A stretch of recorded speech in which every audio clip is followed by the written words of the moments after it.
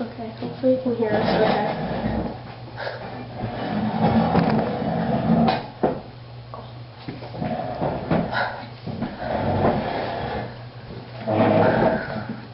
okay. Okay, we're interviewing Richard Stevens. He was in the Vietnam War.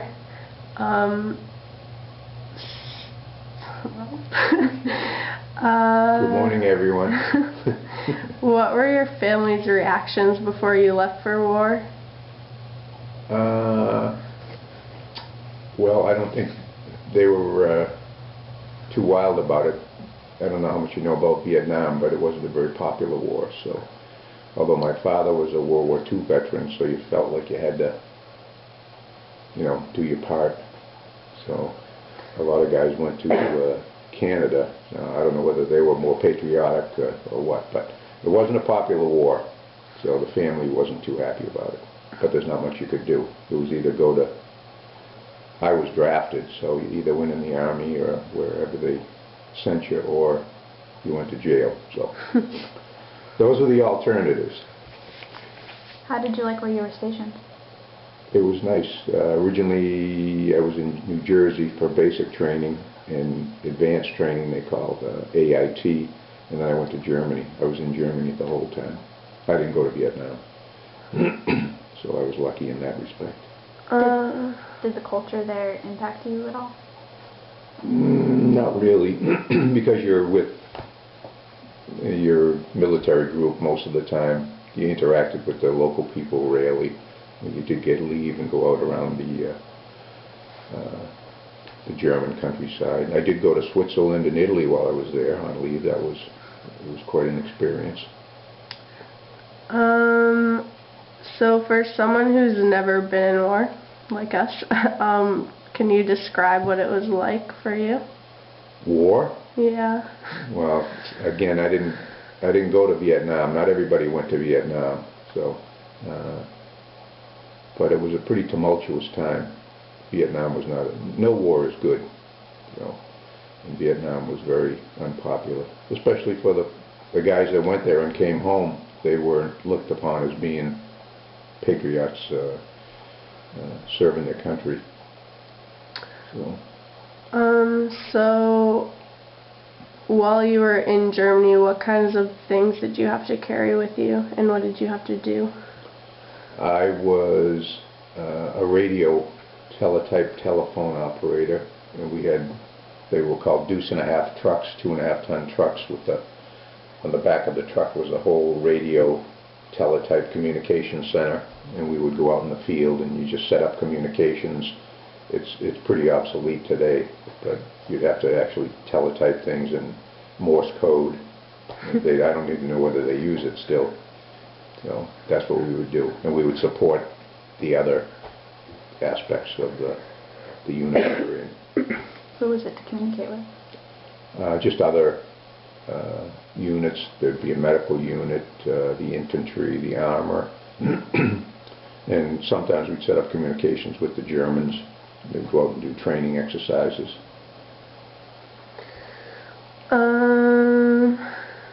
What did you miss most about home while you were away? My girlfriend. Pretty much. Just, I was a homebody anyway, and yeah, just being away from home. I was only 18, 19. Is there a memory that sticks out the most to you? How small the countries are over there. You can go for us to go from here to Rhode Island is like in Germany. You can go from Germany to France or Italy. It's just much more compact over there. The size of this country is compared to Europe, where we go from a state to a state. They go from one country to another country. So, and it's clean, very clean. I was surprised by that. They take great pride in the country. What was your experience like in training? Again, I was only 18, and you know, they take away all your self-respect and make you feel like this big. You get up every morning at 5 o'clock in the dark, salute the flag, and go out and pick up cigarette butts. A lot of it seemed like senseless and useless activities, but it gave you some sense of, what shall I say, I don't know, it was discipline, I guess. And that was about, and I don't regret it. I wouldn't have joined, but in overall the experience, it made you grow up. I guess that would be the biggest. You feel like you were like rushed into growing up because of it? Huh? You feel like you were like rushed into growing up because of it? No. But it did make you grow up. Were a lot of your friends from high school drafted along with you? Quite a few. I didn't end up with any of my friends. We went to basic training together, but that was it. After basic training, everybody went to different. They would give you your, after basic training, it was mainly physical, building you up physically, marching, learning the ins and outs of the military. And after basic, they'd send you to advanced training, which was when I went to signal school. Other people went to different schools, medical school, armor, infantry, depending on what they would. When you were in basic training, they did determine what your best attributes would be, and they'd send you to whatever they thought would be best suited for the Army, or for, in my case, in the Army. Have you spoken to any of them since then? I don't think so. I did run into someone on the beach in Wellfleet many years ago that I was in the service with, but that was the only time. I did try to write one person I was stationed in Germany. He lived in New York, but he never got back to me. What kind of things did you learn in the school where they sent you off to? Telegraph, the Morse code, learned that, and how to set up teletype machines. There were, we had, it was called a, I guess I could say it as a KW7. It was a unit that you put in different codes in every, when you would type something, it would go into this machine and it would come out all garbled, so the enemy wouldn't be able to tell what you were typing. But overall, I guess the Morse code was probably the most intense thing that I learned, but after training, never used it again. So you wonder if you were in school for 8 weeks learning the Morse code, but that was pretty interesting. I don't know why they picked me for that, because I'm not musically inclined, but.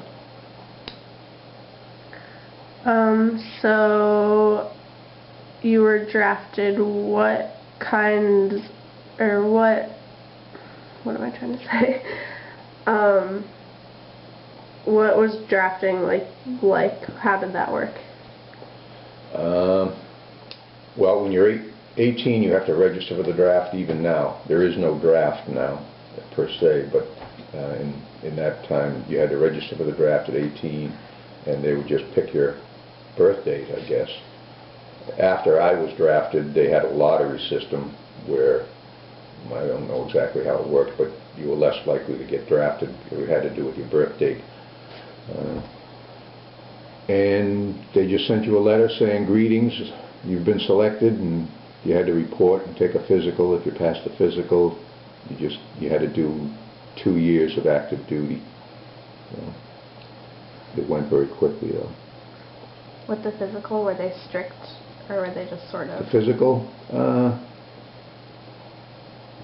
No, but I didn't really have anything wrong with me. If you really wanted to get out, avoid the draft, you could have a letter from a doctor, and they would follow up. There were ways to avoid the draft other than going to Canada. But I didn't have anything wrong and was healthy, and so I had to report.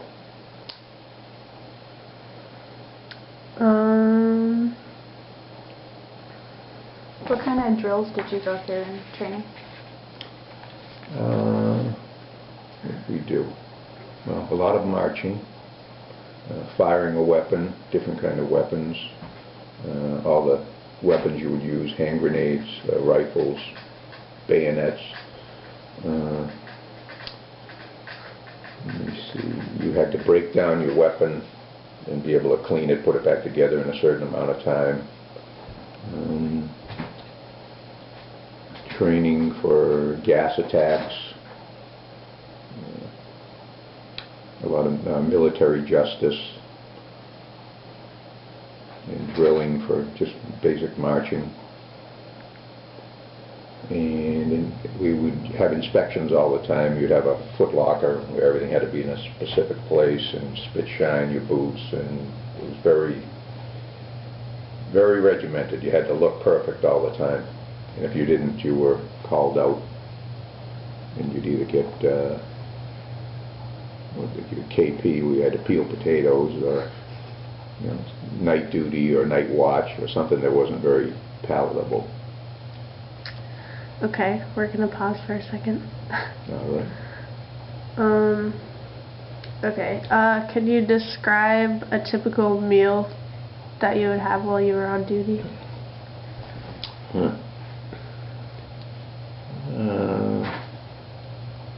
While you were in the barracks, or on the at the Kaserne, when I was in Germany, we stayed in an old German World War II barracks.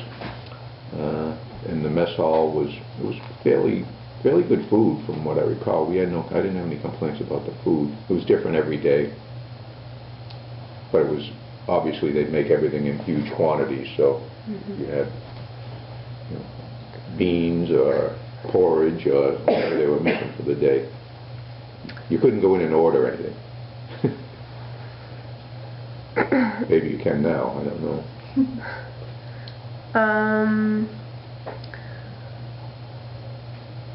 Do you think that the war has changed anything about you today?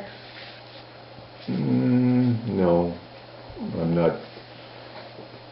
I'm not much for the military to begin with, and I know it has a purpose, but we should never have been in Vietnam. It was not it wasn't for what America stands for, liberty and freeing people. That was all a bunch of baloney as far as I'm concerned. It was more about corruption and money. And I think that's pretty much what's going on today in Iraq and Afghanistan, unfortunately. And nothing's really going to change. I mean, today, if you look at the back of your shirt, it says "Made in Vietnam." So what? It's all economics, unfortunately, and power.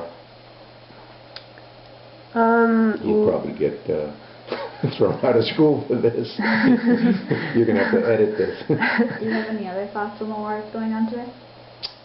I just don't agree with any of it. There's, all these kids are getting killed and maimed, and not only our people, but the people that in Iraq and now Afghanistan, and nothing's going to change. It's very costly, physically, mentally, for the people that are there. I know some people believe that, totally opposite, but I'm just not. Nothing's going to change. That's not the way to go about things. We just finished watching Saving Private Ryan in school. Do you, what are your thoughts about that movie? I'm glad you watched it. I think every high school kid should have to watch that. My father was there, not that day, the first day, but the second day. And I guess as far as wars go, that was the last good war, because there was a reason, because of what the Nazis were doing to the Jews and other people. So I'm glad we won.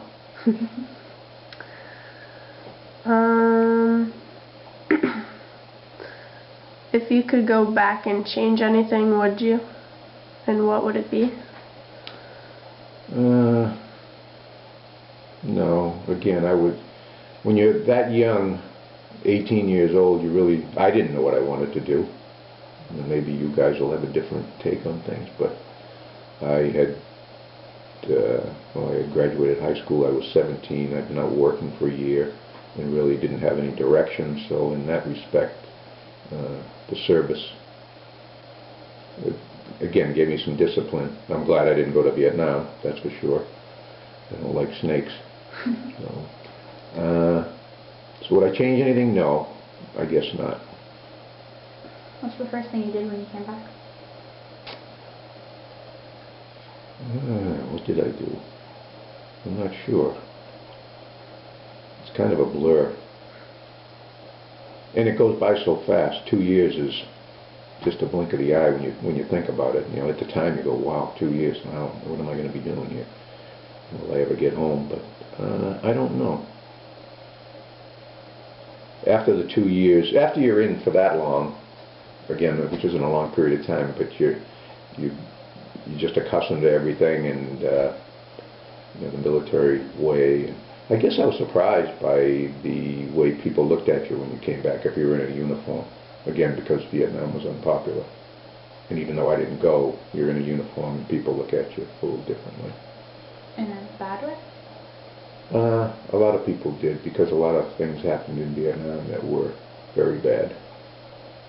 Between drugs and, you know, there were a lot of military actions that were, a lot of innocent people were hurt. So.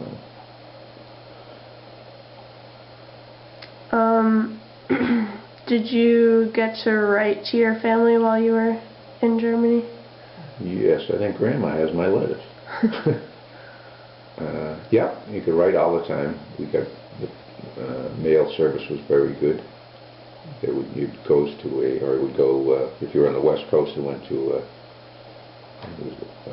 FPO, it was called, something, post office, and the East Coast was APO. I don't know what the designation was, but we had mail all the time. You get mail call, just like you'd see in the movies. You know, they go out and call out your name and hand you letters. And so that was good. But we didn't have cell phones. I don't think I ever called home. Not from Germany, anyway.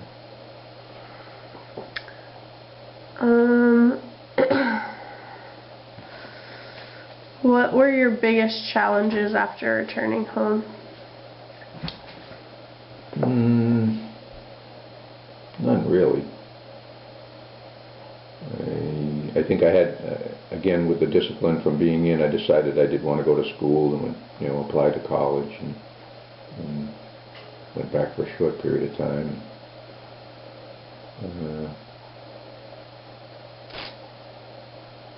No real challenges. Just getting your life back together, getting home and get back into the civilian way of life. Do you think that going into the service gave you the motivation to go to college, or do you think you would have anyway? I think I would have anyway, eventually. It did give me that opportunity. They had what is known as the GI Bill, so that if I went to school, the government would pay for it. So I went back, what did I do when I first got out? I went back and took some refresher courses at a Newman Preparatory School in Boston. I don't know whether it's still there. I did that for a while and then went to community college in Newton. But I didn't do that well. And I was going to transfer from this community college to a 4-year school, and my grades weren't that great, so I dropped it at that time. But I did go back later on, and I ended up getting a 4-year degree. So I went to Cape Cod Community College nights for 6 years. No, I didn't go there for 6 years. I went there for 4 years, and then I went to Boston for 2. But I graduated with high honors from both schools. So.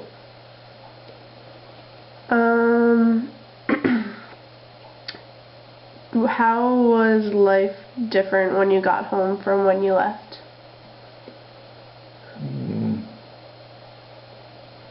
It wasn't that different. Again, I think I had grown up a lot from, you know, you'd meet friends who hadn't been in the service and see that they were still stuck in the same time as when you left, and nothing had changed for them, where I had been away and gone to Europe and done a lot of traveling, and you meet a lot of different people when you're in the service. And so there wasn't much of a transition to get back into civilian life.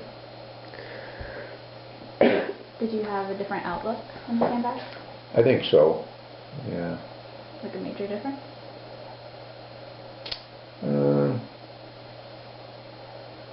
Yes. Again, just growing up, it changes your life.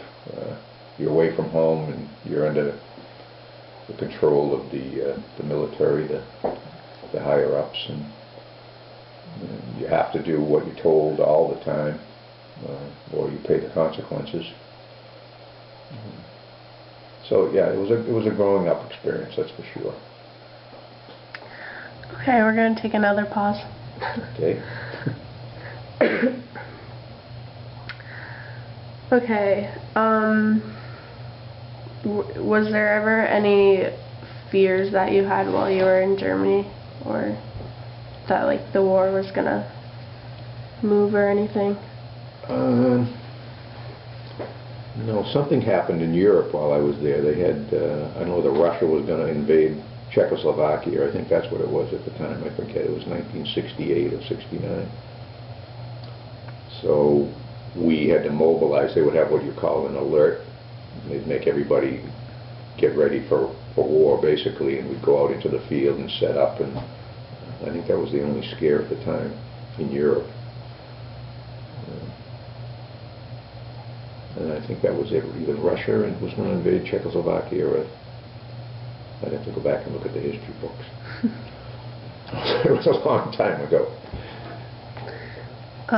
What kind of things did you have to do to prepare for war, or get mobilized? Make sure you had all the supplies on the truck and all the equipment that you needed, fuel in the vehicles, your weapons. Just make sure that everything, we'd be responsible for one truck, and make sure that everything that you needed to go out and do your job was on the truck at the time. Take an inventory of everything. And be prepared, pretty much like the Boy Scouts. How big were the groups of people that you had to be with? I forget. I think in my own vehicle or unit there must have been maybe 6 of us together. In that one particular unit would be the deuce-and-a-half truck and a smaller truck that when we would go out into the field. We would all be in this, I was in the 123rd Signal Battalion. We were all members of that battalion, but my personal interaction would just be with 6 other people all the time. Did all of you make it home safely? Yes. Germany was pretty safe.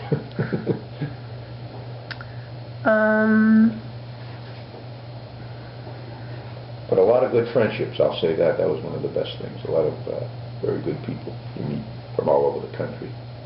It seemed like the people from the East Coast and West Coast would make the best friendships for some reason. The people in the middle, just Oklahoma or Iowa, just really, there were a few, but it seemed kind of interesting at the time that most of the West Coast guys and East Coast guys hung out together.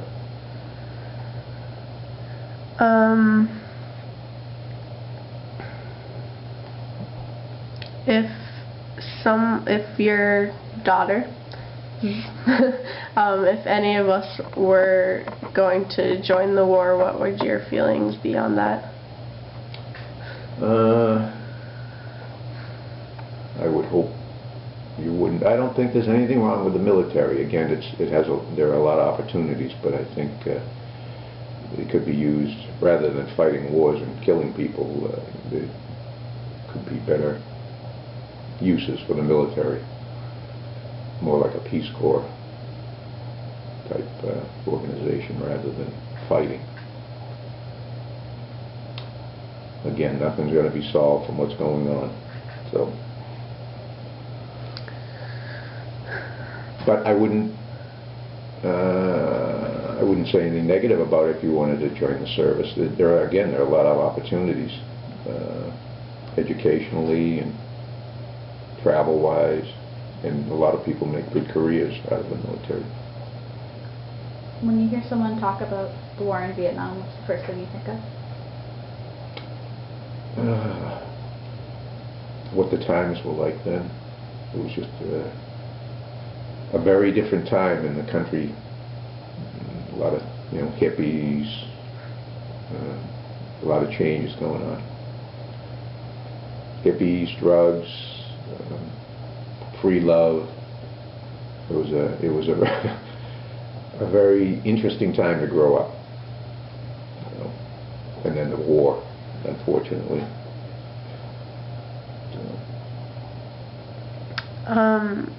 So the war in Vietnam was all about money, or?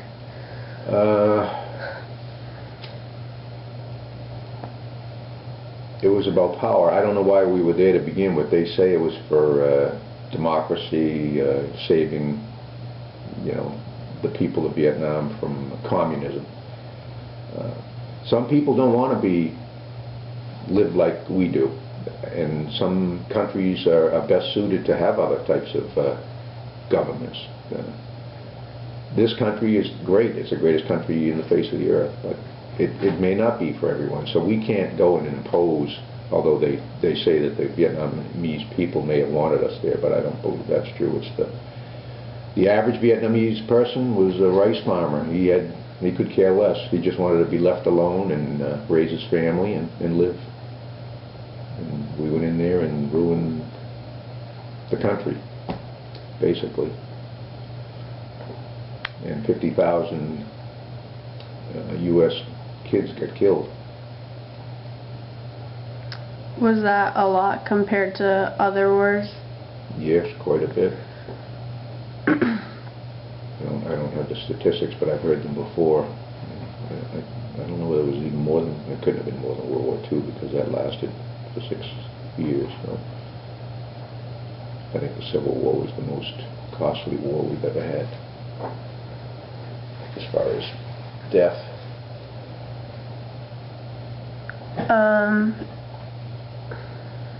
Did you have any say in what you wanted to do? Like, did you choose to be someone who was with the telephone, or could you have chosen to do something else?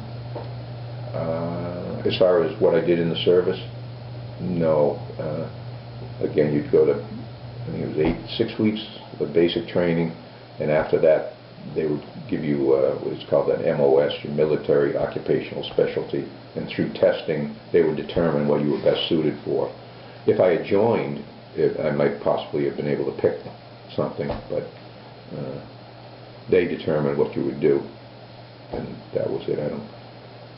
I would never have told them, oh, I don't want to do that. I'd rather be a chef or a mechanic or whatever. So again, when you're 18, I don't know how mature you guys will be at 18, but I was probably immature too, and that factored into the way I reacted when I got drafted, and how I did my tour. You just did what you were told, and that was it, pretty much. How did you react when you were drafted? I was shocked at first, but again, there was nothing you could do. The only alternatives were to, go to Canada or go to jail here. So, and again, my father, you think you're doing the right thing. My father was in World War II, and you think you're doing the right thing. Were you scared at all? Initially, until I found out where I was going to be sent. I did not want to go to Vietnam, that's for sure. Again, those snakes in the jungle. So, but I did, when we were stationed in Germany, a lot of people, they called, what do they call it? They rotate. If you could only do a year of service in Vietnam, and then you had to leave. A lot of the guys that I was stationed with in Germany had been in Vietnam for a year, but they had joined the army, and they had joined for 3 years. So they would come to Germany, and a lot of them went back to Vietnam. Some of them liked being there. There was a lot more freedom in Vietnam. It wasn't as spit and polish, and a lot of things were a lot looser than they were where we were stationed in Germany and other barracks around the because we have barracks everywhere, or Army bases, or Navy bases, or Air Force. They're all over the world, so depending on where you are at the time, depends on how rigid the place is. They didn't have a lot of inspections in Vietnam, I'm sure. They were just trying to survive. Would you prefer to have more freedom and be in danger, or be safer and have a stricter regimen? I preferred being safe. Although I don't, you know, again, you have no, at the time you had no say in where they would send you. So I don't know why I got sent to Germany as opposed to Vietnam. But everybody didn't go to Vietnam. Were there other places that people went besides Germany and Vietnam? Oh, sure. Italy, France, England. Some people never left the U.S. They'd get stationed here for their whole tour of duty. Because you need people to back up everybody else. So it's a big machine, a lot of people. Okay, well, I think we are done now. Thank you. That's it. Thank you, girls.